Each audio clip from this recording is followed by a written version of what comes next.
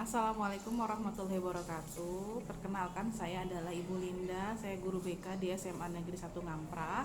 Pada kesempatan ini saya akan menjelaskan tentang permasalahan siswa mengenai motivasi belajar.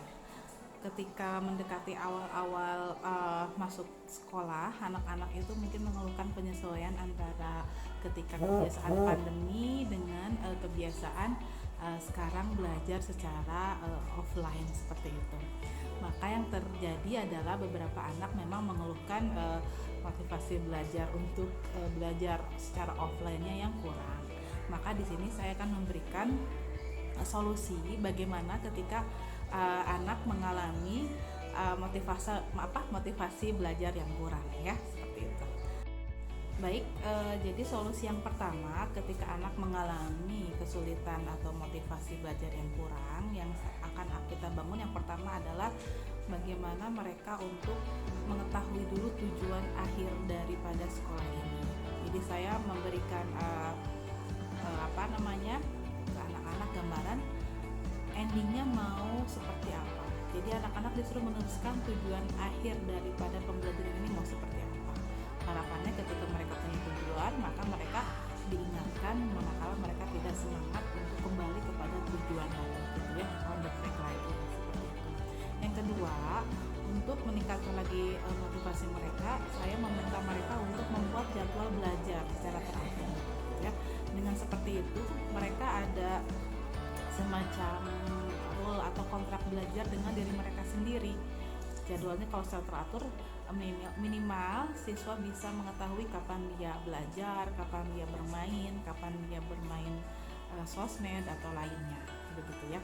Yang kedua, selain tadi membuat jadwal belajar, saya juga meminta kepada anak untuk menuliskan atau menemukan gaya belajarnya, karena gaya belajar visual dengan auditori dengan kinestetik itu berbeda-beda, gitu ya, cara menyerap informasinya.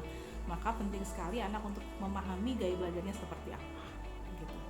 Yang berikutnya adalah ketika belajar, anak-anak saya sarankan untuk memberi jeda, gitu ya, apalagi ketika di rumah. Maka jangan terlalu diporsir, misalkan 2 jam harus stay belajar, tidak seperti itu, tapi ada waktu perlu jeda belajar sehingga tidak merasa cepat jenuh atau lelah, gitu ya, ketika mengalami situasi belajar, ya, seperti itu.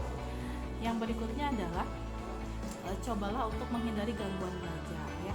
Nah, ketika misalkan ada suara kebisingan atau misalkan di rumahnya mereka suka diganggu oleh adik, maka bagaimana caranya untuk menghindari faktor-faktor pengganggu dari eksternal tersebut, ya. Apakah misalkan kita belajarnya di waktu-waktu yang lebih aman, begitu ya, dari gangguan tersebut, atau nyari tempat yang lebih sunyi dan sebagainya, begitu ya. Yang berikutnya adalah mencari suasana yang tepat. Kadang-kadang suasana belajar setiap orang kan berbeda-beda. Ada yang nyaman di suasana malam hari, di hening, gitu ya, atau mungkin di subuh hari, atau mungkin di siang hari pun nggak masalah bagi anak-anak yang tidak berkesulitan dengan suasana atau kondisi yang relatif panas, begitu ya, kalau siang hari. Yang terakhir adalah saran saya kepada anak-anak yang misalkan motivasi belajarnya kurang, cobalah untuk belajar bersama-sama dengan teman-temannya, begitu ya. Jadi belajar berkelompok, karena di situ terjadi sebuah diskusi, sebuah interaksi, sebuah dinamika kelompok, begitu ya, sehingga belajar dengan teman sebaya itu jauh lebih asik, gitu ya, lebih ngena, karena informasi yang dia dapatkan itu biasanya langsung dicerna, mudah dipahami dengan bahasa mereka sendiri tentunya. Mungkin itu saja informasi atau video penanganan siswa yang mengalami kesulitan permasalahan belajar. Demikian, terima kasih. Assalamualaikum warahmatullahi wabarakatuh.